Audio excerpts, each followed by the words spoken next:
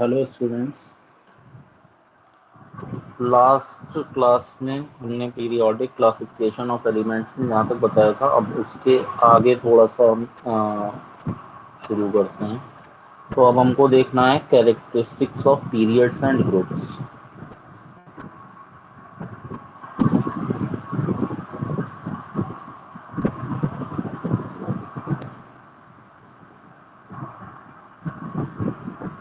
इस लेक्चर को देखने से पहले, समझने से पहले मैं रिकमेंड करूँगा कि पिछले जो लेक्चर्स हैं वो एक बार देख लो, ताकि कंफ्यूजन ना हो, क्योंकि कुछ चीज़ें ऐसी आएंगी बीच बीच में जो तभी समझ में आएंगी अगर पहले वाला समझ में आया होगा। तो पीरियड्स और ग्रुप्स जो होते हैं पीरियोडिक टेबल में, उनकी क्या कैरेक्टरिस्टिक्स हैं ये हमको पढ़ना है। सबसे पहले हम ये देखते हैं कि जो फिजिकल और केमिकल प्रॉपर्टीज होती हैं किसी भी एलिमेंट की, क्योंकि पीरियोडिक टेबल दरअसल एलिमेंट्स की ही है, तो एलिमेंट्स की जो फिजिकल प्रॉपर्टीज हैं और जो केमिकल प्रॉपर्टीज हैं उनमें हमको एक रेगुलर वेरिएशन दिखता है, यानी कि पीरियोडिक चेंज एक तरह से दिखाई देता है जो पीरियड्स हैं और जो ग्रुप्स हैं पीरियोडिक टेबल के उनमें। अब अलग अलग एलिमेंट्स की जो प्रॉपर्टीज होती हैं वो कैसे चेंज होती हैं किसी पीरियड में आगे बढ़ने पर और किसी ग्रुप में आगे बढ़ने पर, वो हम इस टॉपिक में कवर करेंगे। अगर हम ग्रुप की बात करें तो अप टू डाउन, और पीरियड की बात करें तो लेफ्ट टू राइट। तो इन्हीं को हम characteristics of periods and groups कहते हैं, या फिर इन्हीं को हम इसी कैरेक्टरिस्टिक्स की जगह पे हम ट्रेंड्स भी कहते हैं इन्हें। तो एक वर्ड ट्रेंड्स भी यूज होता है कैरेक्टरिस्टिक्स की जगह पे। तो सबसे पहले हम बात करते हैं कैरेक्टरिस्टिक्स ऑफ पीरियड्स की।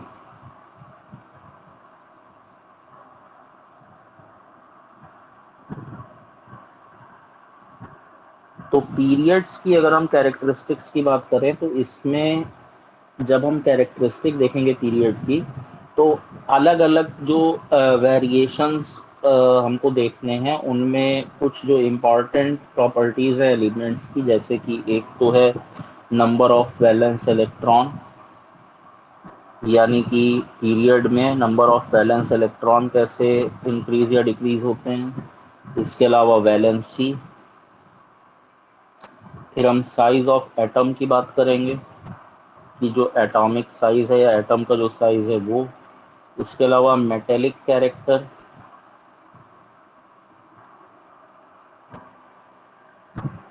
फिर केमिकल रिएक्टिविटी।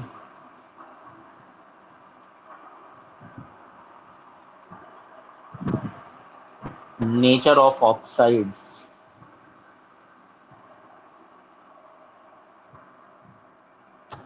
एलिमेंट्स का जब हम लेफ्ट से राइट साइड में जाते हैं किसी पीरियड में, पीरियोडिक टेबल में, तो कैसे चेंज होता है ये हमको देखना है, यानी ये वेरिएशंस कैसे होते हैं। तो सबसे पहले हम बात करते हैं वैलेंस इलेक्ट्रॉन्स की, या नंबर ऑफ वैलेंस इलेक्ट्रॉन्स की आउटर मोस्ट शेल में।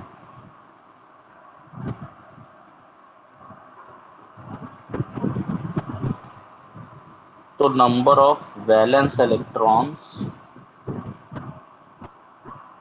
और आउटर मोस्ट इलेक्ट्रॉन्स, अब हम ये देखेंगे कि कैसे वेरी करते हैं। तो जो कैरेक्टरिस्टिक है वो ये है कि जब हम मूव करते हैं किसी पीरियड में, सपोज लेफ्ट से राइट साइड में, तो जब हम लेफ्ट से राइट में जाएंगे तो लेफ्ट से राइट जाने पर number of valence electron increase होते हैं, यानी ये जो नंबर ऑफ वैलेंस इलेक्ट्रॉन है वो इंक्रीज होगा जब हम लेफ्ट से राइट में जाएंगे। यानी जितना लेफ्ट में जो एलिमेंट होगा उसमें नंबर ऑफ वैलेंस इलेक्ट्रॉन उतने कम होंगे, और जितना जो राइट में होगा उसमें उतने ज़्यादा होंगे। तो हम एक पीरियड लेकर के देख लेते हैं। सपोज हमारे पास एक पीरियड है जो कि थर्ड पीरियड है। थर्ड पीरियड का एग्जांपल हम ले लेते हैं।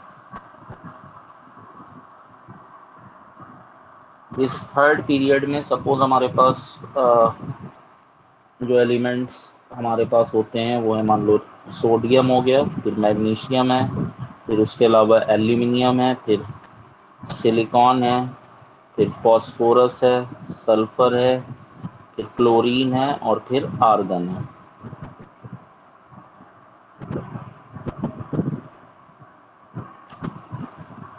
अब अगर ध्यान हो तो सोडियम का जो एटॉमिक नंबर होता है वो 11 होता है, इसका 12 होता है, फिर 13, 14, 15, 16, 17, 18।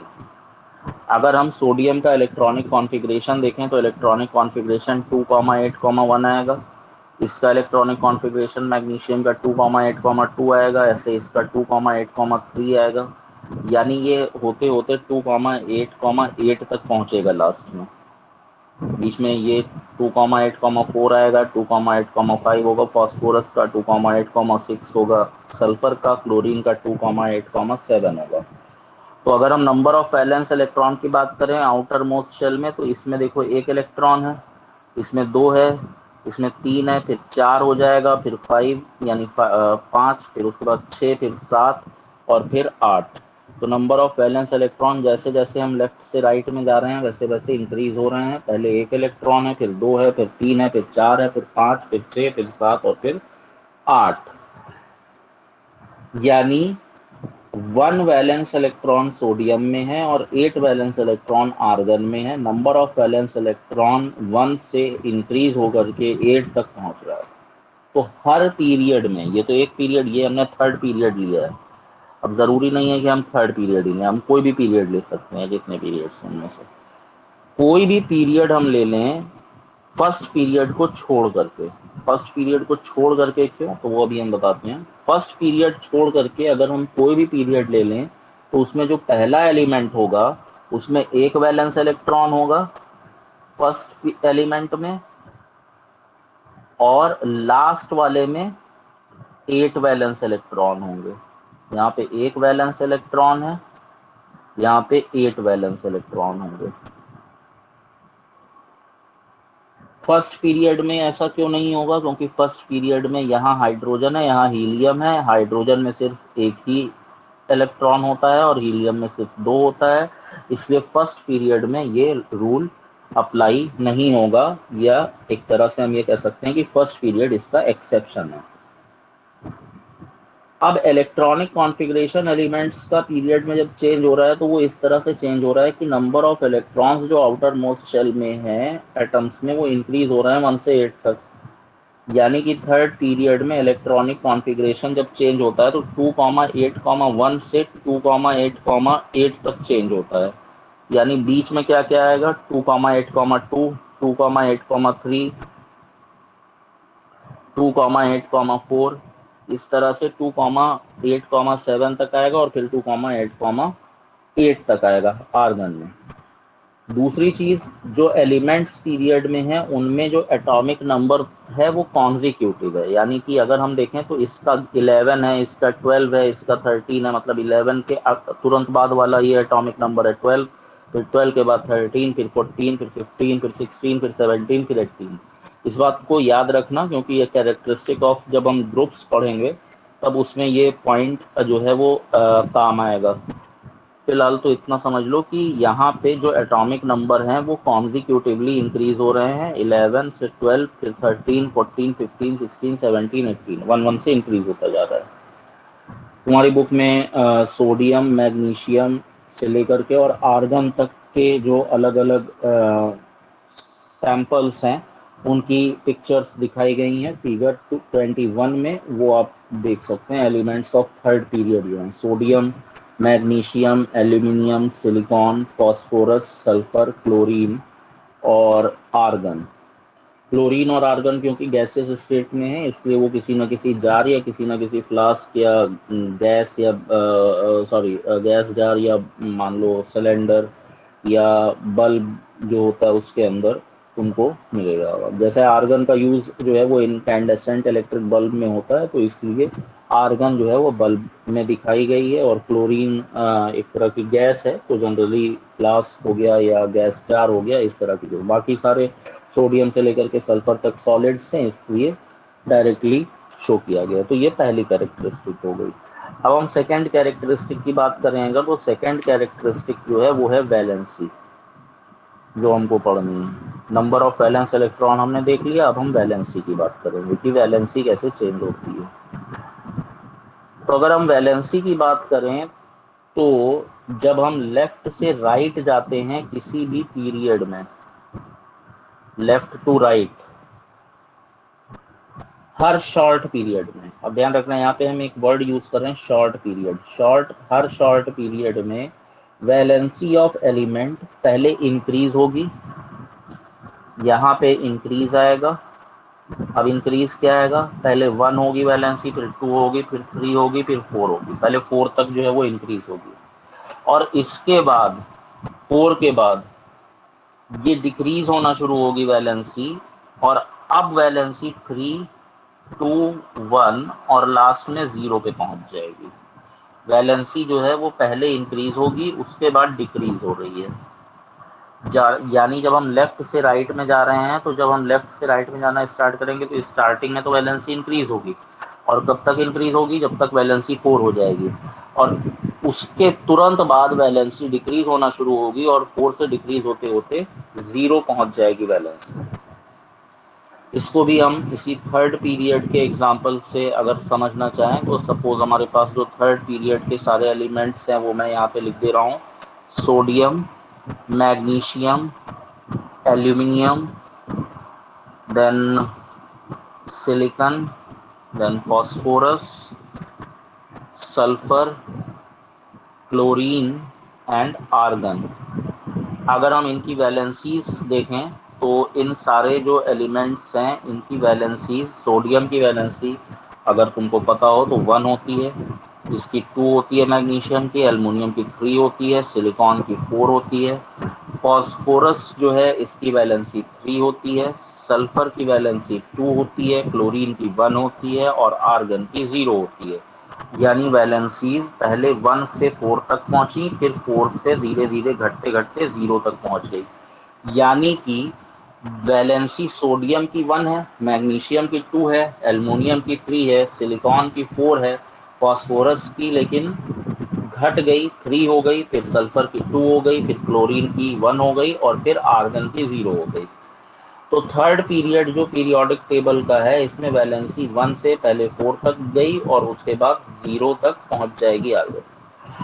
अगर हम बात करें सेम पीरियड की, तो सेम पीरियड में वैलेंसीज जो होती हैं वो अलग अलग होती हैं। तो हम ये चीज कह सकते हैं कि अगर पीरियड सेम है तो सेम पीरियड में अलग अलग जो एलिमेंट्स हैं उनकी वैलेंसीज अलग अलग होंगी। यानी elements in the same period,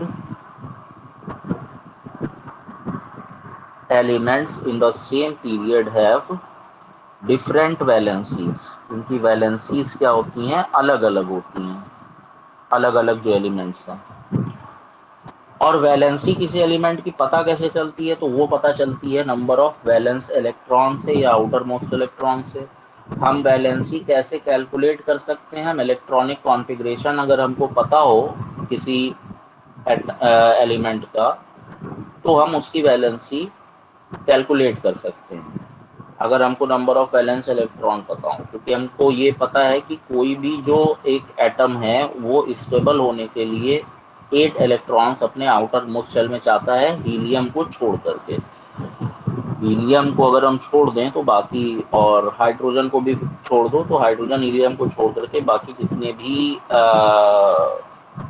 elements हैं, ज़्यादातर एलिमेंट्स अपने आउटर मोस्ट शेल में 8 इलेक्ट्रॉन, या चलो मैं हाइड्रोजन और हीलियम को भी ले लूँ तो मैं ये कह सकता हूँ कि कोई भी एलिमेंट अपने आउटर मोस्ट शेल में 8 इलेक्ट्रॉन चाहता है या फिर 2 इलेक्ट्रॉन चाहता है। 2 इलेक्ट्रॉन कब लेकिन उसको चाहिए, अगर उसकी जो आउटर मोस्ट शेल है वो सिर्फ के शेल हो, यानी उसमें एक ही शेल हो।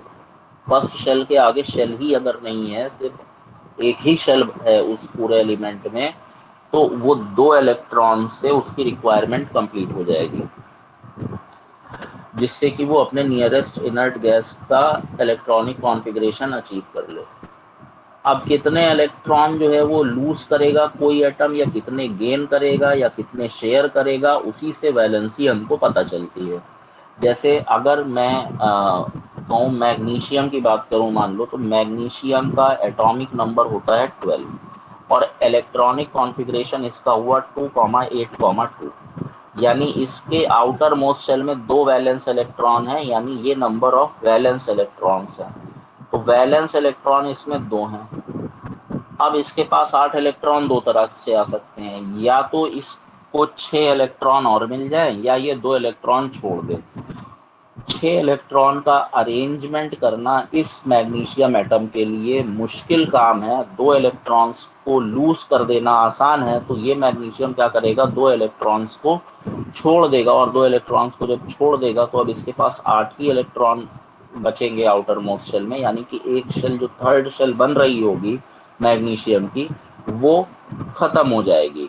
अगर हम इनिशियली देखें तो मैग्नीशियम का जो एटम है उसमें मान लो ये न्यूक्लियस है, इसमें 12 मान लो प्रोटॉन है, कुछ न्यूट्रॉन होंगे, 12 ही न्यूट्रॉन होते हैं आई थिंक। ये मान लो फर्स्ट शेल है, ये सपोज सेकंड शेल है, और ये सपोज थर्ड शेल है।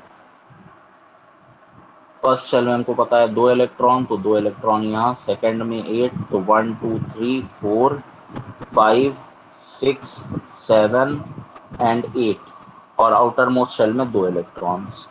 अब एक तरीका तो ये है कि ये आउटर मोस्ट शेल में 6 इलेक्ट्रॉन और कहीं से अरेंज कर ले मैग्नीशियम, तो इसके पास इनर्ट गैस जो नियॉन है उसका स्ट्रक्चर आ जाएगा, लेकिन वो मुश्किल है इसके लिए। तो ये क्या करेगा, आसान तरीका ये है कि ये आउटर मोस्ट शेल वाला जो 2 इलेक्ट्रॉन है इसको रिमूव कर देगा, और जब ये दोनों इलेक्ट्रॉन रिमूव होगा तो क्या होगा, ये वाली शेल ही खत्म हो जाएगी। और अगर ये वाली शेल खत्म हो गई तो अब आउटर मोस्ट शेल में कितने इलेक्ट्रॉन है, 8, लेकिन प्रोटॉन अब क्योंकि जो है वो 12 है, और टोटल नंबर ऑफ इलेक्ट्रॉन 2 इस वाली शेल के और 8 बाहर वाली शेल के, यानी टोटल 10 इलेक्ट्रॉन। तो 2 का डिफरेंस आ गया, 2 इलेक्ट्रॉन का, यानी कि मैग्नीशियम पे चार्ज आ जाएगा +2, लेकिन अब ये बैलेंस हो चुका है, यानी इसकी वैलेंसी हम कहेंगे कितनी है, 2 है। इसी तरह से अगर हम सल्फर की बात करें तो सल्फर का जो एटॉमिक नंबर है वो 16 होता है, तो अगर हम एटॉमिक इलेक्ट्रॉनिक कॉन्फ़िगरेशन लिखें तो 286 होगा।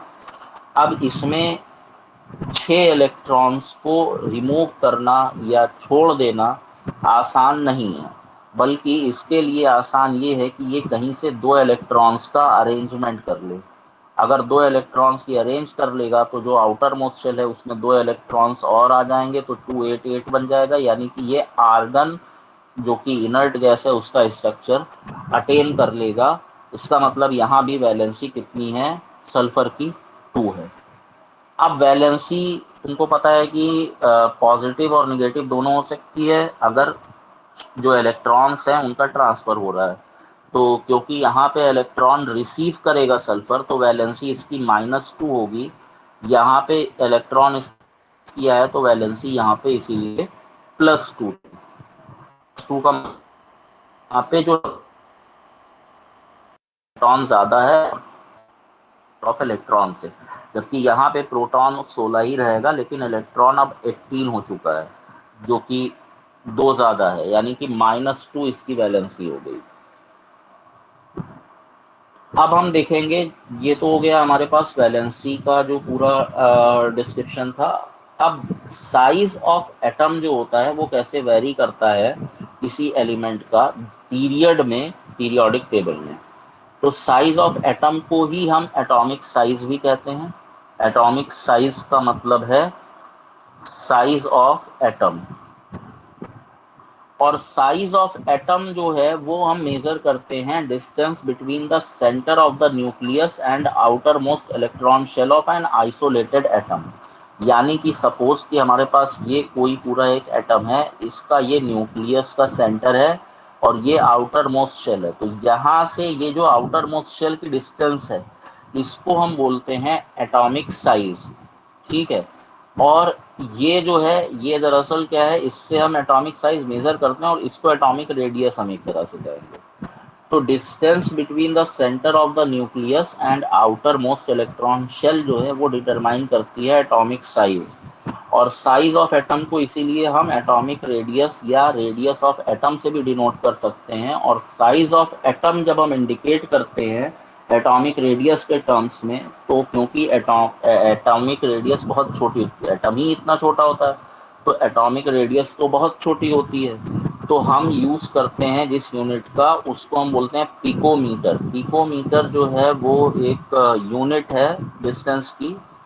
1 पिकोमीटर को हम डिनोट करते हैं इस तरह से पीएम, और ये होता है 10⁻⁻12 मीटर के इक्वल। यानी कि अगर मेरे पास 10⁻12 मीटर डिस्टेंस हो, तब जाकर, सॉरी, 10⁻12 पिकोमीटर अगर मेरे पास डिस्टेंस होगी, तब वो 1 मीटर के इक्वल आएगी। रेडियस का प्लूरल रेडियाई होता है, ये तुम लोगों को पता है। तो अब हम बात करते हैं तीसरी कैरेक्टरिस्टिक, और वो कैरेक्टरिस्टिक है साइज ऑफ एटम्स। दो कैरेक्टरिस्टिक्स हमने देख ली, अब हम थर्ड कैरेक्टरिस्टिक की बात करेंगे। थर्ड कैरेक्टरिस्टिक है साइज ऑफ एटम, या फिर इसी को हम एटॉमिक साइज भी बोलेंगे। तो जब हम लेफ्ट से राइट जाते हैं किसी भी पीरियड में, तो लेफ्ट से राइट जाने पर जो साइज ऑफ एटम है वो डिक्रीज होता है। अब इसको जरा ध्यान से समझ लेना, जब हम लेफ्ट से राइट जाएंगे, ये लेफ्ट है, ये राइट है, लेफ्ट से राइट जा रहे हैं, तो एटॉमिक साइज क्या होगा, डिक्रीज होगा। मैं इसीलिए इसको कैपिटल लेटर में लिख दे रहा हूँ, क्योंकि देखने से ऐसा लगता है कि इंक्रीज होना चाहिए, लेकिन दरअसल इंक्रीज होता नहीं है, डिक्रीज होता है। क्यों डिक्रीज होता है, अभी हम उसकी बात करते हैं। देखो, एटम का जो साइज होता है वो रिप्रेजेंट होता है एटॉमिक रेडियस। ये भी कह सकते हैं कि अगर हम लेफ्ट से राइट जा रहे हैं, तो एटॉमिक रेडियस जो हो रही है वो ये डिक्रीज हो रही है। लेफ्ट से राइट जाने पर किसी भी पीरियड में एटॉमिक रेडियस क्या होगी, डिक्रीज होगी। जब हम लेफ्ट से राइट जाएंगे तो एटॉमिक रेडियस विल डिक्रीज।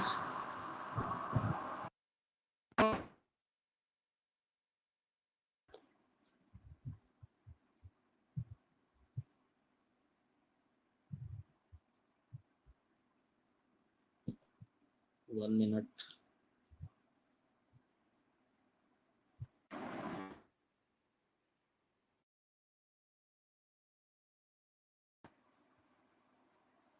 तो अब देखो, अगर मान लो हमारे पास अब अगर हम थर्ड पीरियड की ही बात करें, तो हम फिर से थर्ड पीरियड को ही लेकर के समझेंगे कि क्या है।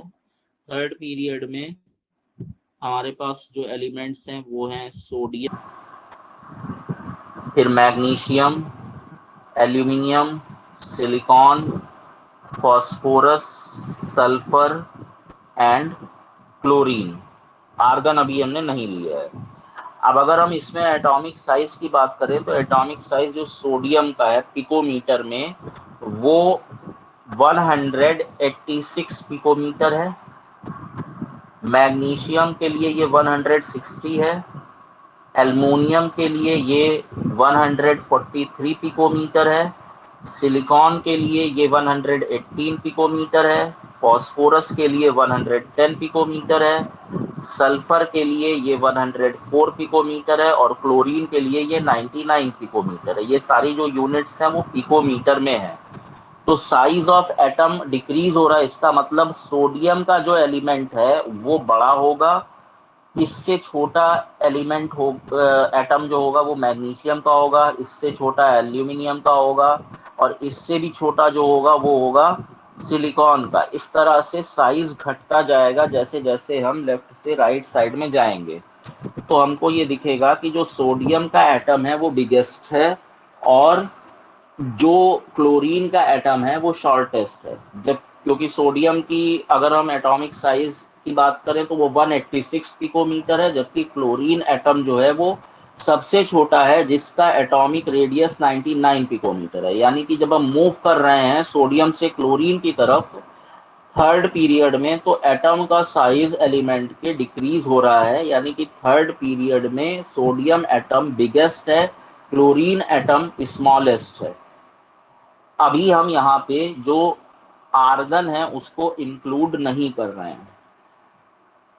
जब हम लेफ्ट से राइट मूव करते हैं किसी पीरियड में, एटॉमिक नंबर एलिमेंट का इंक्रीज होता है। एटॉमिक नंबर इंक्रीज हो रहा है, इसका मतलब नंबर ऑफ प्रोटॉन और नंबर ऑफ इलेक्ट्रॉन एटम में इंक्रीज हो रहा है। अब इस चीज को समझो कि ऐसा क्यों होता है कि जैसे जैसे हम लेफ्ट से राइट जाते हैं वैसे वैसे साइज जो है वो डिक्रीज होना शुरू हो जाता है। इसका रीजन है, देखो, जब हम लेफ्ट से राइट साइड में जाना शुरू करते हैं तो होता क्या है कि एटॉमिक नंबर बढ़ने लगता है। भाई सोडियम का 11 था, फिर 12 हो गया, फिर 13 हो गया, फिर 14 हो गया, ऐसे 1 1 से इंक्रीज हो रहा है। यानी कि हर बार एक तरह से जो प्रोटॉन और इलेक्ट्रॉन है वो इंक्रीज हो रहे हैं। भाई सोडियम है तो उसमें 11 इलेक्ट्रॉन है, मैग्नीशियम में 12 हो गया, एल्युमिनियम में 13 हो गया। इस तरह से जो इलेक्ट्रॉन्स हैं वो ऐड होते जा रहे हैं, और ये इलेक्ट्रॉन्स ऐड होते हैं सेम शेल में। अगर हम सोडियम की बात करें तो सोडियम में मान लो ये न्यूक्लियस है, न्यूक्लियस के अंदर 11 प्रोटॉन है। जो फर्स्ट ऑर्बिट है इसमें मान लो 2 इलेक्ट्रॉन्स है, इसके बाद जो सेकंड ऑर्बिट है इसमें मान लो तो हमारे पास टोटल 8 इलेक्ट्रॉन है, और जो थर्ड ऑर्बिट है इसमें सिर्फ एक इलेक्ट्रॉन है। अब जब मैग्नीशियम आएगा तो मैग्नीशियम के लिए जो है वो एक इलेक्ट्रॉन और आ जाएगा, तो मैग्नीशियम के लिए ये दोनों इलेक्ट्रॉन, फिर एल्युमिनियम में एक इलेक्ट्रॉन और आ जाएगा, ऐसे ही सिलिकॉन में एक और ऐड हो जाएगा। तो हर बार एक एक्स्ट्रा इलेक्ट्रॉन ऐड होता जा रहा है। तो जब एक्स्ट्रा इलेक्ट्रॉन ऐड होता जा रहा है उसी के साथ साथ एक चीज और हो रही है, जो न्यूक्लियस है उसमें नंबर ऑफ प्रोटॉन भी इंक्रीज होता जा रहा है, सेम शेल में इलेक्ट्रॉन ज्यादा होता जा रहा है, और पॉजिटिव चार्ज जो है न्यूक्लियस का वो बढ़ रहा है साथ में। तो जो इलेक्ट्रॉन्स हैं वो और ज्यादा नजदीक आते जाएंगे न्यूक्लियस के, क्योंकि जहां पे ये जो इलेक्ट्रॉन्स का नंबर है वो जब इंक्रीज हो रहा है तो वो इसी शेल में इंक्रीज हो रहा है, नंबर ऑफ इलेक्ट्रॉन। और जो न्यूक्लियस में पॉजिटिव चार्ज है वो इंक्रीज होता जा रहा है। सोडियम के लिए 11 था, मैग्नीशियम के लिए ये 12 हो गया, फिर एल्यूमिनियम के लिए ये 13 हो गया। तो जो पॉजिटिव चार्ज की स्ट्रेंथ है वो भी बढ़ रही है, निगेटिव चार्ज की स्ट्रेंथ है वो भी बढ़ रही है। लेकिन प्रॉब्लम ये है कि जो निगेटिव चार्ज की स्ट्रेंथ बढ़ रही है वो इसी डिस्टेंस पर, इतनी ही डिस्टेंस पर ज्यादा निगेटिव चार्ज आ रहा है, और जब ज्यादा निगेटिव चार्ज आ रहा है इतनी ही डिस्टेंस पर तो ये और नजदीक आ जाएगा न्यूक्लियस के, मतलब ये जो शेल है ये न्यूक्लियस के और पास में आ जाएगी। यानी कि हर पीरियड में क्या होगा, जो इलेक्ट्रॉन्स हैं वो और ज्यादा न्यूक्लियस के पास आते जाएंगे, और क्योंकि और ज्यादा पास आते जाएंगे इसलिए साइज ऑफ एटम क्या होगा, घटता जाएगा। तो साइज ऑफ एटम क्यों घटता है, उसके घटने का रीजन ये है, साइज ऑफ एटम के घटने का, कि जो ये शेल्स हैं या ये जो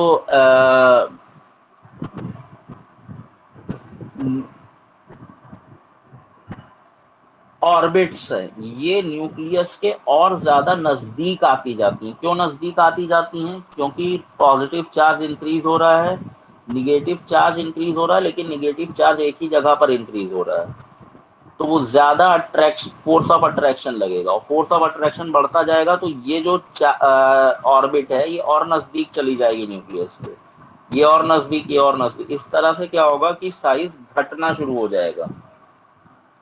तो कोई भी पीरियड होगा उसमें एल्कली मेटल एटम जितने भी हैं, जैसे कि लिथियम हो गया, सोडियम हो गया, पोटेशियम हो गया, जो कि एक्सट्रीम लेफ्ट साइड में पीरियोडिक टेबल में होते हैं, उनका साइज सबसे ज्यादा होता है। जबकि हैलोजन एटम की अगर हम बात करें, फ्लोरीन, क्लोरीन, ब्रोमीन, जो कि एक्सट्रीम राइट साइड में होते हैं, अगर हम इनर्ट गैस को एक्सक्लूड कर दें, इनर्ट गैस को छोड़ करके, तो वो स्मॉलेस्ट होते हैं साइज में।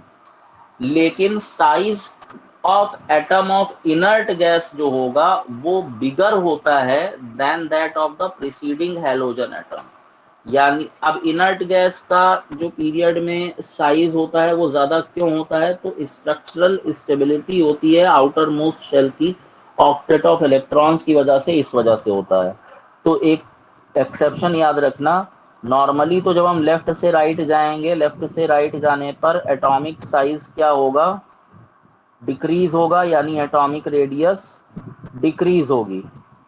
और कैसे डिक्रीज होगी, तो एल्कली मेटल से लेकर के, एल्कली मेटल की अगर हम बात करें, एल्कली मेटल मतलब लिथियम हो गया, सोडियम हो गया, पोटेशियम हो गया, इन सब के केस में ये बिगेस्ट एटम्स होंगे।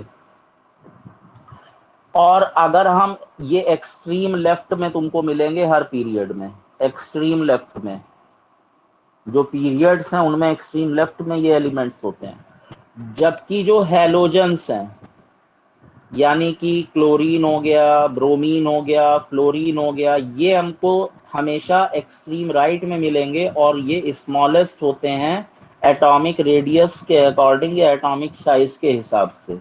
और ये एक्सट्रीम राइट साइड में मिलेंगे अगर हम एक्सक्लूड कर दें इनर्ट गैस को, excluding inert gas. Inert gas का केस अलग है।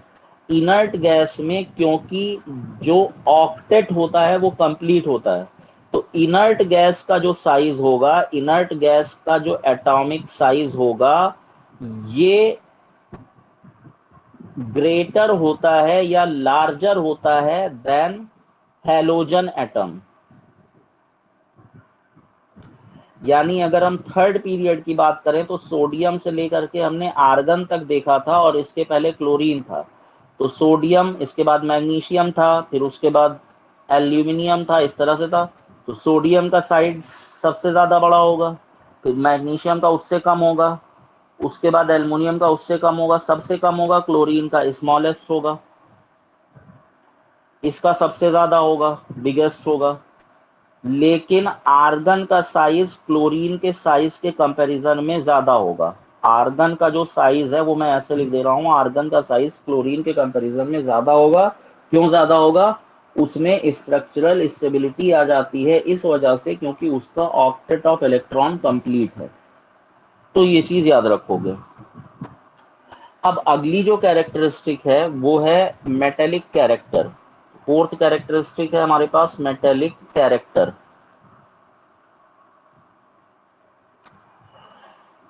तो जब हम लेफ्ट से राइट मूव करते हैं किसी भी पीरियड में तो जो मेटेलिक कैरेक्टर होता है वो डिक्रीज होता है, लेकिन नॉन मेटेलिक कैरेक्टर क्या होता है, वो इंक्रीज होता है। तो जब हम लेफ्ट से राइट जाएंगे पीरियड में, ये पीरियड है मान लो, तो मेटेलिक कैरेक्टर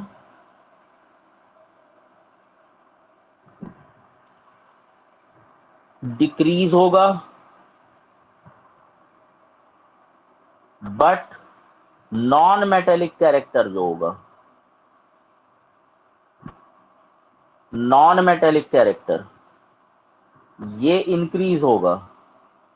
यानी कि लेफ्ट से राइट जाने पर मेटेलिक कैरेक्टर क्या होगा, डिक्रीज होगा, घटेगा, और नॉन मेटेलिक कैरेक्टर इंक्रीज होगा। अब इसका मतलब क्या है ये अभी समझो। देखो जैसे थर्ड पीरियड में, बार बार थर्ड पीरियड का ही एग्जांपल इसलिए ले रहे हैं ताकि एग्जाम में लिखने में आसानी हो। Sodium, magnesium, aluminium, silicon, phosphorus, sulphur, chlorine, inert gas अभी हमने नहीं ली है। थर्ड पीरियड में अगर हम देखें तो जो सोडियम है ये सबसे ज्यादा मेटेलिक कैरेक्टरिस्टिक शो करेगा, और मेटेलिक कैरेक्टर सोडियम से एल्युमिनियम तक घटेगा। तो अगर हम इन तीनों की बात करें तो ये तीनों दरअसल मेटल्स हैं, मेटल्स की कैटेगरी में आएंगे। ये लास्ट वाले जो तीनों हैं ये नॉन मेटल की कैटेगरी में आएंगे, और बीच में ये जो सिलिकॉन है ये दरअसल मेटेलॉयड की कैटेगरी में आएगा, या इसको हम सेमी मेटल भी कह सकते हैं या सेमी कंडक्टर भी कहते हैं। थर्ड पीरियड में सोडियम, मैग्नीशियम, एल्युमिनियम तीनों मेटल्स हैं। सिलिकॉन की प्रॉपर्टीज मेटल और नॉन मेटल के बीच की होती हैं, इस वजह से सिलिकॉन को हम मेटेलॉयड कहते हैं। सिलिकॉन के आगे जो एलिमेंट्स हैं फास्फोरस, सल्फर और क्लोरीन, वो नॉन मेटल्स हैं। मेटेलिक कैरेक्टर डिक्रीज हो रहा है सोडियम से मैग्नीशियम और फिर मैग्नीशियम से एल्युमिनियम तक। सिलिकॉन मेटेलॉयड हो गया, उसके बाद नॉन मेटेलिक कैरेक्टर इंक्रीज होना शुरू होगा। फास्फोरस में सबसे कम, उससे ज्यादा सल्फर में, और उससे ज्यादा क्लोरीन में। तो थर्ड पीरियड जो है पीरियोडिक टेबल का, उसमें सोडियम सबसे ज्यादा मेटेलिक एलिमेंट है जबकि क्लोरीन सबसे ज्यादा नॉन मेटेलिक एलिमेंट है। तो इन जनरल हम ये कह सकते हैं कि जो ग्रेटेस्ट मेटेलिक कैरेक्टर वाला एलिमेंट है वो कहाँ होगा, वो होगा एक्सट्रीम लेफ्ट साइड में किसी पीरियड में, और ग्रेटेस्ट नॉन मेटेलिक कैरेक्टर वाला एलिमेंट होगा हमेशा पीरियड में राइट साइड में। यानी कि अगर हम जो है वो कोई भी पीरियड देख लें पीरियोडिक टेबल का, तो जो एक्सट्रीम लेफ्ट साइड है यहाँ पे हमको जो एलिमेंट मिलेगा वो होगा ग्रेटेस्ट मेटेलिक कैरेक्टर वाला। इसका मेटेलिक कैरेक्टर सबसे ज्यादा होगा, यानी इसमें मेटल की प्रॉपर्टीज सबसे ज्यादा स्ट्रांग होंगी। और सबसे राइट में जो होगा वो ग्रेटेस्ट नॉन मेटेलिक कैरेक्टरिस्टिक वाला या ग्रेटेस्ट नॉन मेटेलिक कैरेक्टर्स वाला एलिमेंट होगा, यानी कि इसमें नॉन मेटल की प्रॉपर्टीज सबसे ज्यादा स्ट्रांग होंगी इस एलिमेंट में। मेटल्स की अगर हम बात करें तो वो इलेक्ट्रॉन्स को लूज करते हैं और पॉजिटिव आयन बनाते हैं।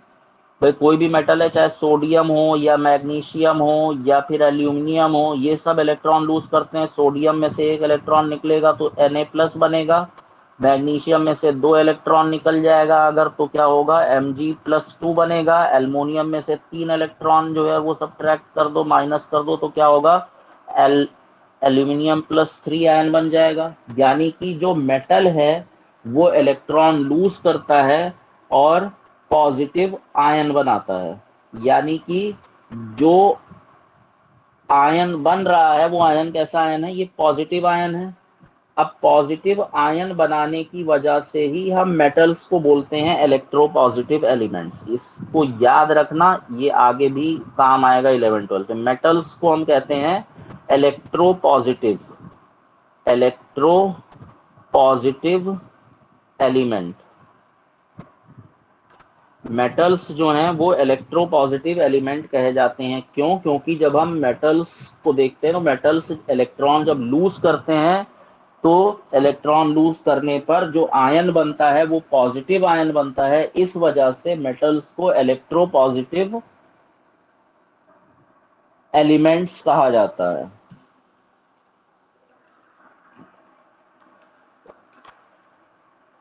तो एक चीज तो ये हो गई। अब नेक्स्ट, नॉन मेटल्स क्या करते हैं? नॉन मेटल्स की अगर हम बात करें तो नॉन मेटल्स इलेक्ट्रॉन्स को एक्सेप्ट करके निगेटिव आयंस बनाते हैं। जैसे फॉस्फोरस। फॉस्फोरस अगर 3 इलेक्ट्रॉन्स को एक्सेप्ट करेगा तो ये बनाएगा P3-। सल्फर 2 इलेक्ट्रॉन्स को एक्सेप्ट करेगा तो बनाएगा S-2 या 2-। क्लोरीन अगर 1 इलेक्ट्रॉन को एक्सेप्ट करेगा तो Cl- बनाएगा, यानी कि निगेटिव आयन बन रहा है। तो नॉन मेटल्स क्योंकि निगेटिव आयंस को बना रहे हैं तो नॉन मेटल्स को हम इलेक्ट्रोनिगेटिव एलिमेंट्स बोलते हैं। अब मेटेलिक कैरेक्टर और नॉन मेटेलिक कैरेक्टर की जगह पर बार बार वर्ड यूज होगा इलेक्ट्रोपॉजिटिव कैरेक्टर या इलेक्ट्रोनिगेटिव कैरेक्टर। तो इलेक्ट्रोपॉजिटिव कैरेक्टर का मतलब है मेटेलिक कैरेक्टर और इलेक्ट्रोनिगेटिव कैरेक्टर का मतलब है नॉन मेटेलिक कैरेक्टर। तो हम ये भी कह सकते हैं कि जो पीरियड्स होते हैं उनमें लेफ्ट से राइट साइड में जाने पर, जब हम लेफ्ट से राइट जाते हैं तो लेफ्ट से राइट जाने पर इलेक्ट्रोपॉजिटिव कैरेक्टर तो डिक्रीज होता है लेकिन इलेक्ट्रोनिगेटिव कैरेक्टर इंक्रीज होता है। इलेक्ट्रोपॉजिटिव कैरेक्टर यानी कि मेटेलिक कैरेक्टर क्या होगा, घटेगा। Electropositive character decreases but electronegative character increases. लेकिन इलेक्ट्रोनिगेटिव कैरेक्टर जो होगा वो इंक्रीज होगा। क्यों इंक्रीज होगा? क्योंकि नॉन मेटेलिक कैरेक्टर इंक्रीज हो रहा है और नॉन मेटेलिक कैरेक्टर का मतलब ही है इलेक्ट्रोनिगेटिव कैरेक्टर।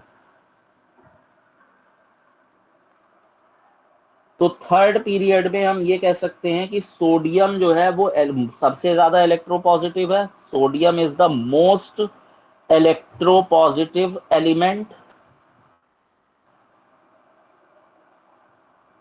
और क्लोरीन जो है वो मोस्ट इलेक्ट्रोनिगेटिव एलिमेंट है।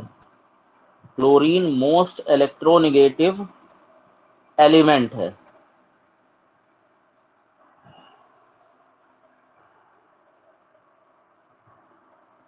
अब हम डिस्कस करेंगे जो एटम्स की टेंडेंसी होती है एलिमेंट्स से इलेक्ट्रॉन को लूज करने की या गेन करने की, वो पीरियड में चेंज कैसे होती है। यानी कि जब हम लेफ्ट से राइट साइड में जाते हैं पीरियड में, तो जो न्यूक्लियर चार्ज होता है, न्यूक्लियर चार्ज का मतलब है जो पॉजिटिव चार्ज है, यानी कि प्रोटॉन पर जो भी चार्ज है न्यूक्लियस में, वो इंक्रीज होता है, gradual increase in number of proton, क्योंकि प्रोटॉन का नंबर बढ़ता जाएगा तो पॉजिटिव चार्ज बढ़ता जाएगा, और इंक्रीज इन न्यूक्लियर चार्ज की वजह से वैलेंस इलेक्ट्रॉन और ज्यादा स्ट्रांगली जो है वो खींचता जाएगा न्यूक्लियस की तरफ, और इस वजह से जो एटम्स हैं उनके लिए इलेक्ट्रॉन्स का लूज करना और मुश्किल होता जाएगा, क्योंकि वो और जो है वो फोर्स उस पर लग रहा है प्रोटॉन की तरफ से न्यूक्लियस की तरफ से। यानी कि अगर हम लेफ्ट से राइट जाएंगे तो जो टेंडेंसी है किसी भी एटम की इलेक्ट्रॉन को लूज करने की, वो क्या होगी, वो डिक्रीज होगी। क्यों? क्योंकि नंबर ऑफ प्रोटॉन्स इंक्रीज हो रहे हैं, लेकिन क्योंकि इंक्रीज न्यूक्लियर चार्ज है तो अब गेन करना इलेक्ट्रॉन का आसान हो जाएगा, क्योंकि जो पॉजिटिव चार्ज है वो ज्यादा हो जाएगा तो गेन करना इलेक्ट्रॉन का आसान हो जाएगा, आसानी से वो इलेक्ट्रॉन को गेन कर लेगा।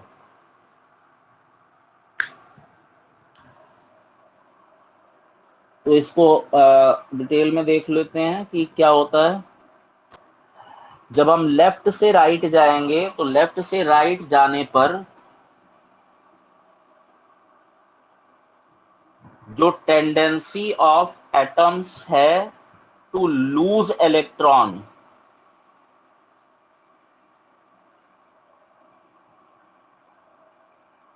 ये डिक्रीज होती है। क्यों डिक्रीज होती है? उसका रीजन ये है कि जैसे जैसे हम लेफ्ट से राइट जाएंगे वैसे वैसे प्रोटॉन का नंबर बढ़ता जाएगा। भाई सोडियम में 11 प्रोटॉन होते हैं, मैग्नीशियम में 12 होते हैं, फिर 13 हो जाता है, फिर ऐसे बढ़ता जाता है प्रोटॉन का नंबर। तो जब प्रोटॉन का नंबर बढ़ता जाएगा तो न्यूक्लियस में पॉजिटिव चार्ज बढ़ता जा रहा है, पॉजिटिव चार्ज बढ़ता जा रहा है यानी पॉजिटिव चार्ज की स्ट्रेंथ बढ़ती जा रही है, तो वो और ज्यादा निगेटिव चार्जेस को अपनी तरफ अट्रैक्ट करेगा। तो अट्रैक्शन जो है वो निगेटिव का इसकी तरफ होगा, और अट्रैक्शन ज्यादा होगा पॉजिटिव की तरफ, इस वजह से इस निगेटिव चार्ज का यहाँ से निकल पाना थोड़ा मुश्किल होता जाएगा। अगर सोडियम है तब तो चलो तब भी आसान है, मैग्नीशियम में और मुश्किल हो जाएगा, फिर उसके बाद एल्युमिनियम में और मुश्किल होगा, फिर उसके बाद सिलिकॉन में और प्रॉब्लम होगी। तो यानी जो जो टेंडेंसी है कि इलेक्ट्रॉन लूज करता है कोई भी एटम एलिमेंट का, ये डिक्रीज होती है टेंडेंसी जैसे जैसे हम लेफ्ट से राइट साइड में जाते हैं किसी पीरियड में। लेकिन जब हम लेफ्ट से राइट जाएंगे किसी पीरियड में तो जो tendency of atoms to gain electron है वो इंक्रीज होगी। Tendency of atoms to gain electrons ये इंक्रीज होगी। क्यों इंक्रीज होगी? क्योंकि पॉजिटिव चार्ज ज्यादा है तो वो निगेटिव चार्ज को ज्यादा अपनी तरफ अट्रैक्ट करेगा। ज्यादा पॉजिटिव चार्ज है तो ज्यादा निगेटिव चार्ज इसकी तरफ अट्रैक्ट होंगे। अगर कम पॉजिटिव चार्ज होता मान लो, तो कम जो है वो निगेटिव चार्ज अट्रैक्ट होता। यहाँ पे ज्यादा पॉजिटिव चार्ज है तो ज्यादा निगेटिव चार्ज जो है वो अट्रैक्ट होंगे इसकी तरफ, इस वजह से गेन करना इलेक्ट्रॉन का आसान होता है लेफ्ट से राइट साइड में जब हम बढ़ते हैं एलिमेंट को देखते हुए। तो जो जितना लेफ्ट में एलिमेंट होगा उसके लिए उतना ही मुश्किल होगा इलेक्ट्रॉन को गेन करना, लेकिन जितना राइट में होगा उतना गेन करना आसान होगा, और जितना लेफ्ट में होगा उतना लूज करना आसान है, जितना राइट में होगा उतना लूज करना इलेक्ट्रॉन का मुश्किल है। अब इसके बाद जो है वो नेक्स्ट जो कैरेक्टरिस्टिक है वो है केमिकल रिएक्टिविटी, यानी जो एलिमेंट्स हैं उनकी केमिकल रिएक्टिविटी के साथ क्या होता है। ये हमारे पास पांचवी कैरेक्टरिस्टिक है पीरियड्स की। तो जब हम लेफ्ट से राइट साइड में जाते हैं तो केमिकल रिएक्टिविटी सबसे पहले तो डिक्रीज होती है। तो पहले डिक्रीज होगी, उसके बाद इंक्रीज होना शुरू हो जाएगी। तो अगर मैं थर्ड पीरियड का एग्जांपल देखूं तो थर्ड पीरियड में sodium, magnesium, aluminium, silicon, phosphorus, sulphur, chlorine, इसमें सोडियम तुमको पता है बहुत ज्यादा रिएक्टिव होता है, वेरी रिएक्टिव एलिमेंट है। उसके बाद मैग्नीशियम, एल्यूमिनियम, इनकी केमिकल रिएक्टिविटी घटेगी। सिलिकॉन की अगर हम बात करें तो ये सबसे कम रिएक्टिव होगा, ये लीस्ट रिएक्टिव है। और क्लोरीन जो होता है वो वेरी रिएक्टिव होता है, बहुत ज्यादा रिएक्टिव होता है। तो लेफ्ट से राइट जाने पर केमिकल रिएक्टिविटी क्या होगी, डिक्रीज होगी पहले, एंड देन इंक्रीजेस, और उसके बाद इंक्रीज होगी। तो यहां से यहां तक तो देखो डिक्रीज होगी, घटेगी, डिक्रीज हो रही है। उसके बाद ये सबसे कम रिएक्टिव है सिलिकॉन। इसके बाद जो है वो फास्फोरस की जो रिएक्टिव केमिकल रिएक्टिविटी है वो सिलिकॉन से ज्यादा होगी, और उसके बाद सल्फर की और ज्यादा होगी, और क्लोरीन की और ज्यादा होगी। तो जैसे जैसे हम सिलिकॉन से आगे जाएंगे वैसे वैसे केमिकल रिएक्टिविटी इंक्रीज होती जाएगी, जबकि जब हम सोडियम से आगे जाएंगे तो केमिकल रिएक्टिविटी घटेगी। तो लेफ्ट से राइट जाने पर किसी पीरियड में पहले केमिकल रिएक्टिविटी क्या होती है, डिक्रीज होती है, उसके बाद इंक्रीज होती है। तो थर्ड पीरियड में सोडियम बहुत रिएक्टिव एलिमेंट है, मैग्नीशियम उससे कम रिएक्टिव है, एल्युमिनियम और कम रिएक्टिव है, सिलिकॉन केमिकली सबसे कम रिएक्टिव एलिमेंट है थर्ड पीरियड में। इनर्ट गैस हम यहाँ पे छोड़ करके बात कर रहे हैं। उसके बाद फास्फोरस थोड़ा रिएक्टिव होता है सिलिकॉन के कंपैरिजन में, उसके बाद सल्फर और ज्यादा रिएक्टिव है, जबकि क्लोरीन बहुत ज्यादा रिएक्टिव है। तो हम ये कंक्लूड कर सकते हैं कि थर्ड पीरियड में केमिकल रिएक्टिविटी पहले डिक्रीज हो रही है सोडियम से सिलिकॉन तक, फिर फास्फोरस से क्लोरीन तक इंक्रीज हो रही है। ऐसा क्यों होता है, ये जो वेरिएशन है केमिकल रिएक्टिविटी ऑफ एलिमेंट्स में पीरियड में, इसको एक्सप्लेन हम कैसे करेंगे। देखो फर्स्ट एलिमेंट जो थर्ड पीरियड का है उसमें वैलेंस इलेक्ट्रॉन है सिर्फ एक, तो वो आसानी से लूज कर लेगा, यानी कि उसको आसानी से छोड़ देगा और रिएक्ट कर लेगा दूसरे सब्सटेंस के साथ, इसलिए बहुत ज्यादा रिएक्टिव है। जबकि दूसरा एलिमेंट मैग्नीशियम जो है उसमें वैलेंस इलेक्ट्रॉन दो है, तो उसके लिए दो इलेक्ट्रॉन को लूज करना उतना आसान नहीं है, तो उसकी रिएक्टिविटी घट जाएगी। फिर एल्युमिनियम और सिलिकॉन में और ज्यादा प्रॉब्लम होगी, क्योंकि उनको और ज्यादा मुश्किल होगी इलेक्ट्रॉन्स लूज करने में। सोडियम जो है वो अगर हम देखें तो वो इसीलिए वाटर के साथ बहुत विगरसली रिएक्ट करता है और सोडियम हाइड्रोक्साइड और हाइड्रोजन गैस बना देता है। मैग्नीशियम वाटर के साथ तभी रिएक्ट करेगा जब हम उसको हीट करेंगे। एल्युमिनियम वाटर के साथ रिएक्ट करता है लेकिन बहुत धीरे धीरे रिएक्शन होती है, और सिलिकॉन तो वाटर के साथ रिएक्शन करता ही नहीं है। तो अगर हम वाटर के साथ ही रिएक्शन देखें तो जो सोडियम है इसकी वाटर के साथ जो है वो रिएक्शन बहुत आसानी से हो जाएगी, इजीली रिएक्शन होगी। सोडियम रिएक्शन करेगा वाटर से, तो एक तो NaOH बना देगा सोडियम हाइड्रोक्साइड, और दूसरा साथ में हाइड्रोजन गैस बन जाएगी, रिएक्शन बैलेंस नहीं होगी ये। इसके बाद जो है वो अगर हम मैग्नीशियम की बात करें तो मैग्नीशियम वाटर के साथ रिएक्शन करेगा लेकिन नॉर्मल वाटर के साथ नहीं करेगा, इसको हमको हीट करना पड़ेगा तभी ये रिएक्शन होगी और मैग्नीशियम हाइड्रोक्साइड बनेगा या मैग्नीशियम ऑक्साइड बनेगा। यानी यहाँ पे रिएक्शन में हमको क्या करना पड़ेगा, हीट करना पड़ेगा मैग्नीशियम पानी को, नॉर्मल वाटर के साथ रिएक्शन नहीं होगी। एल्युमिनियम की रिएक्शन वाटर के साथ होगी तो, लेकिन ये बहुत स्लो रिएक्शन है, बहुत टाइम के बाद रिएक्ट करेगा एल्युमिनियम, और सिलिकॉन वो रिएक्ट करेगा ही नहीं।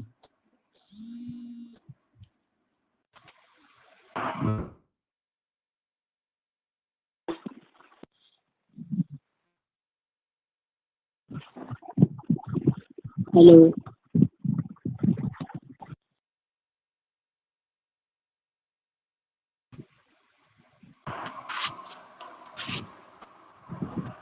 तो सिलिकॉन जो है वो वाटर के साथ एट ऑल रिएक्शन कोई नहीं करेगा। अब सिलिकॉन के बाद आ जाते हैं हम फास्फोरस पे। फास्फोरस जो है उसमें हमको पता है कि 5 वैलेंस इलेक्ट्रॉन होते हैं, यानी कि वैलेंसी होती है 3। तो अब उसको 3 इलेक्ट्रॉन गेन करना है सिर्फ, तो अब रिएक्टिविटी थोड़ा सा इंक्रीज होगी। उसके बाद ये 3 इलेक्ट्रॉन जब ये गेन कर लेगा तो रिएक्शन कर लेगा। इसके बाद सल्फर को 2 ही इलेक्ट्रॉन गेन करने की जरूरत है और क्लोरीन को तो 1 ही इलेक्ट्रॉन गेन करने की जरूरत है रिएक्टिव होने के लिए।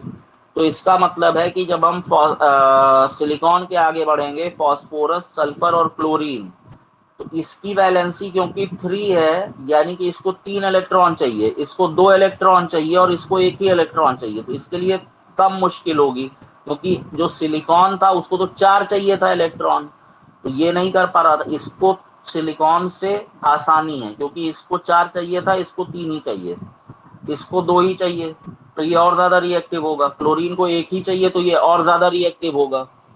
तो इसका मतलब है इस तरह से लेफ्ट से राइट जाने पर केमिकल रिएक्टिविटी क्या होती है, डिक्रीज होती है पहले, और उसके बाद इंक्रीज होना शुरू हो जाती है।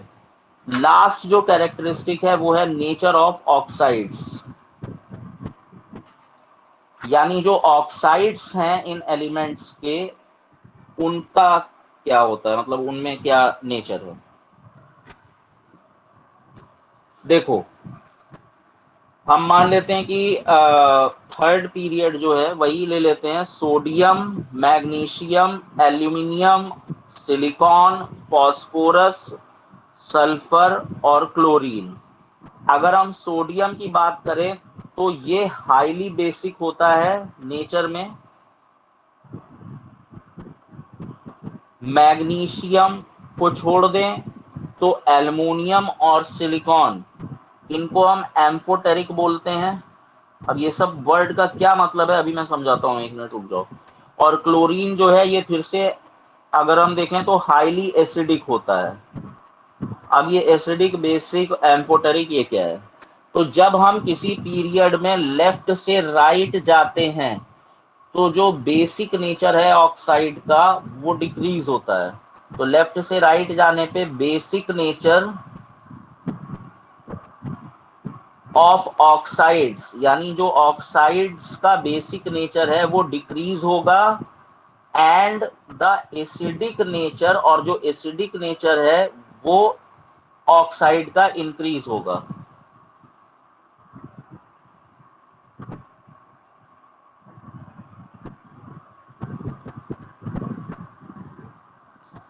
यानी बेसिक नेचर तो डिक्रीज हो रहा है और एसिडिक नेचर क्या हो रहा है, इंक्रीज हो रहा है। अब बेसिक नेचर इंक्रीज होने का मतलब, डिक्रीज होने का मतलब ये है कि जो number of OH minus ions का कंसंट्रेशन है, या OH माइनस आयंस का कंसंट्रेशन है, वो घट रहा है। तो बेसिक नेचर जो है वो कम हो रहा है। और एसिडिक नेचर के इंक्रीज होने का मतलब ये है कि जो H प्लस आयंस हैं उनका नंबर या उनका कंसंट्रेशन इंक्रीज हो रहा है। थर्ड पीरियड में पीरियोडिक टेबल में अगर हम सोडियम की बात करें तो पहले सबसे सोडियम का जो ऑक्साइड है वो है Na2O, सोडियम ऑक्साइड।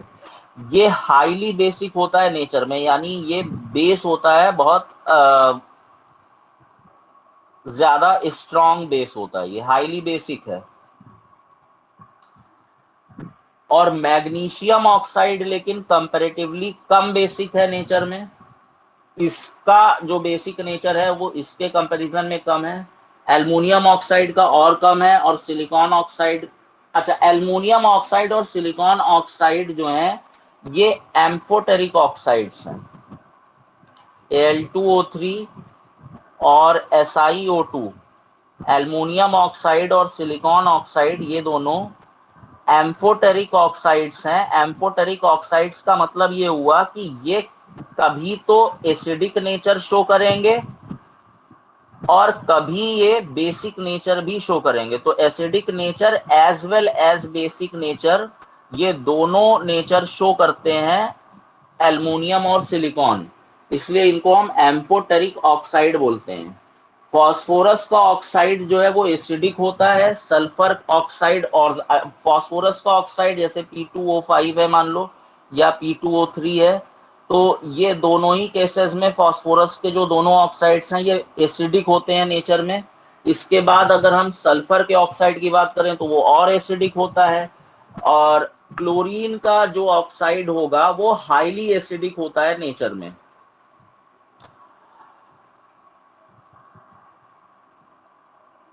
क्लोरीन के ऑक्साइड में कैल्शियम ऑक्सी क्लोरेट ले लो, या एक मिनट, ये मुझको लग रहा है कि गड़बड़ हो गया। क्लोरीन का जो ऑक्साइड होगा वो हाईली एसिडिक होगा नेचर में, chlorine oxide.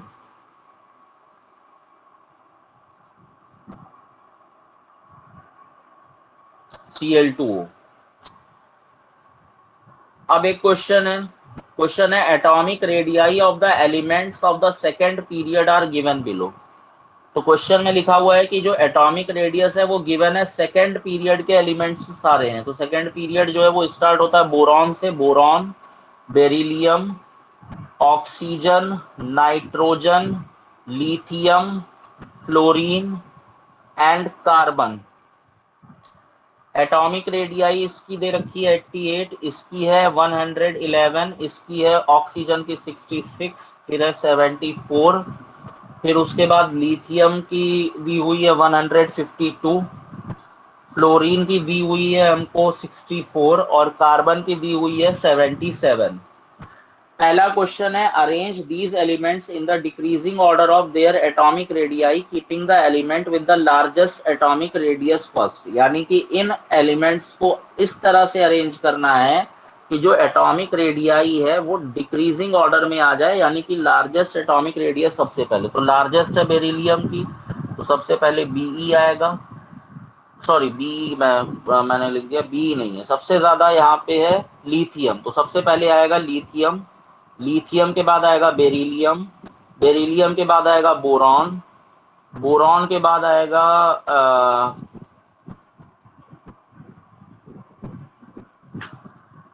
Carbon, and then उसके बाद नाइट्रोजन, उसके बाद ऑक्सीजन, उसके बाद फ्लोरीन।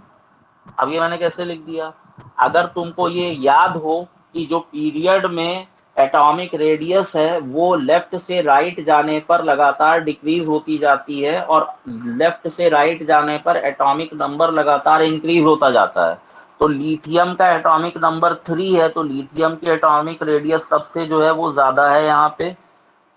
अब क्योंकि लिथियम का एटॉमिक नंबर 3 है, तो अगर मुझको 4, 5, 6, 7, 8, ये 9, ये सारे जो है एटॉमिक नंबर वाले एलिमेंट्स पता हैं, तो मैं इसके आगे वही लिखता जाऊंगा, अपने आप ही करेक्ट ऑर्डर में आ जाएगा, ज्यादा हमको सोचना ही नहीं पड़ेगा, सीधे अपने आप ही वो एक सही ऑर्डर में अरेंज हो जाएगा।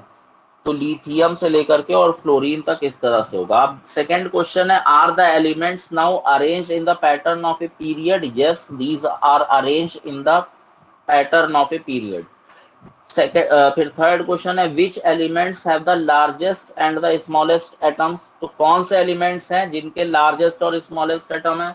तो लार्जेस्ट एटम जो है वो है लिथियम का, जिसकी जो एटॉमिक रेडियस है वो है 111 पिकोमीटर, और फ्लोरीन जो है वो स्मॉलेस्ट है, जिसकी जो एटॉमिक रेडियस है वो 64 पिकोमीटर है। फिर फोर्थ क्वेश्चन है इसी में, from this data infer how the atomic size of the elements changes as you go from left to right in a period. फिर क्वेश्चन में ये पूछा है कि इस डेटा से ये बताइए कि जो एटॉमिक साइज है वो चेंज कैसे होता है लेफ्ट से राइट जाने पे। तो हम देख रहे हैं लेफ्ट से राइट जाने पर एटॉमिक साइज क्या हो रहा है, डिक्रीज हो रहा है, घटता जा रहा है, क्योंकि एटॉमिक रेडियस डिक्रीज हो रही है। तो ये हो गया। अब सेकेंड जो क्वेश्चन है वो है by considering their position in the periodic table which one of the following elements would you expect to have the maximum metallic character. यानी कि हमको यहाँ पे 4 या 5 एलिमेंट्स दिए हुए हैं, gallium, germanium, arsenic, selenium and beryllium. Question पूछा है इनमें से किसमें मेटेलिक कैरेक्टर मैक्सिमम होगा। तो अब मेटेलिक कैरेक्टर मैक्सिमम किसमें होता है, जो लेफ्ट मोस्ट साइड पर हो, यानी extreme left side of the periodic table में जो भी एलिमेंट होगा उसका मेटेलिक कैरेक्टर सबसे ज्यादा होगा। और अगर इनमें से कोई भी एक एलिमेंट ऐसा है जो किसी पीरियड में एक्सट्रीम लेफ्ट साइड में आता है, तो हम ये कहेंगे कि वो सबसे ज्यादा मेटेलिक कैरेक्टर शो करेगा, और इसमें वो एलिमेंट है बेरिलियम, यानी बी। तो बेरिलियम इसका आंसर हो जाएगा, क्योंकि बेरिलियम जो है वो एक्सट्रीम लेफ्ट साइड में आएगा पीरियड में। अगर हम सेकंड पीरियड की बात करें तो सेकंड पीरियड में बेरिलियम जो है वो लेफ्ट मोस्ट साइड में होता है, और लेफ्ट मोस्ट साइड में होने की वजह से ही इसका मेटेलिक कैरेक्टर सबसे ज्यादा होगा। अब नेक्स्ट लेक्चर में हम बात करेंगे ग्रुप्स की जो कैरेक्टरिस्टिक्स हैं वो क्या होती हैं।